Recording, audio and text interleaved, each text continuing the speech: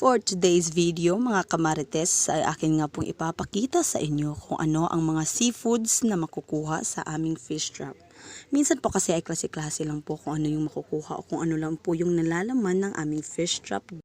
At ayan nga po ay makikita po natin na sobrang laki po ng low tide dito sa amin. So tamang-tama po talaga sa pagkuha ng mga huli ng ating fish trap.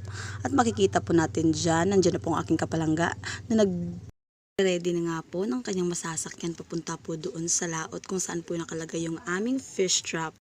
At ayan na nga mga kamarites, sa sobrang laki po kasi ng low tide, masyado pong malayo yung tubig po kung saan po pwede na pong magsagbuhan. So itutulak na po yan ng aking kapalangga. At hindi na nga po tayo sasama mga kamarites kasi medyo dumilim po yung langit at baka biglang umulan. Baka mapasma po itong ating bibig at hindi na po tayo makapagmarites. So habang yung aking kapalangga naman ay papunta doon sa laot at mangunguha ng kanyang laman ng mga fish trap, tayo naman dito mga marites ay magmamarites din.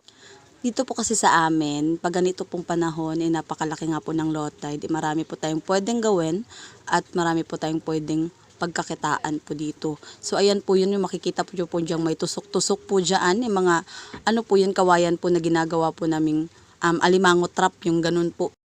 So yan na po yung mga kamarites. Dito po kasi sa amin, yung tawag po sa ganun, yung kawayan po na parang dalawang dangka lang po yung haba. So ginilalagay po namin dyan. So yun po yung nagsisilbing alimango trap. So minsan din naman po meron pong isda, meron pong mga hipon. So yun po yung nakukuha dito sa amin. So ayan naman nga po. So habang naghihintay po tayo na bumalik po itong aking kapalangga, talaga namang itotodo na po natin itong ating pagiging marites, no? At dahil po tayo ay abala sa ating pagiging marites at pagkikipagchismisan dito, no? So hindi na po natin napansin na gabi na po pala. So yung tubig po is hindi pa rin po lumalaki. Low tide pa rin po talaga hanggang sa ngayon. Yung makikita nyo po dyan. Pero alam ko po hindi nyo makikita kasi madilim na po. So ito na nga po kamarites, hanggang ngayon po hinihintay pa rin po natin itong aking kapalangga po na umuwi po, no, kasi hindi pa po siya bumabalik. So at hindi naman po nagtagal, nandito na nga po itong aking kapalangga. So ayan po yung mga huli niya, mga isda po. So napaka-presko nga naman at tumatalon-talon pa talaga, o may mga alimango din. Minsan kasi talaga kapalangga is hindi po natin alam kung ano po yung papasok dyan po sa mga fish trap. At nagpapasalamat po tayo na may biyaya po tayo natatanggap dyan mga kamarites. Kahit ganito po tayo kamarites, no? So yan po makikita po natin. Yan po yung lapu-lapu o pugapo po dito sa amin kung tawagin. Yan po yun. Medyo maliit lang po yan, no? Yung, dyan po hindi po kayo familiar, may iswil din po. Yung tawag sa amin dito is iswil. So yan. So yan po yung mga kamarites, yung kadalasan nakukuha po. At medyo nagkakape po kasi ito yung kamarites, kaya medyo nagugulatin na po talaga. So ayan po, ayan makikita po natin na napaka-presko at buhay na buhay pa po talaga. So ayan alimango. O ayan na po, makikita nyo po. At medyo nagutom na nga po itong inyong kamarites, so lulutuin ko na po yung alimango.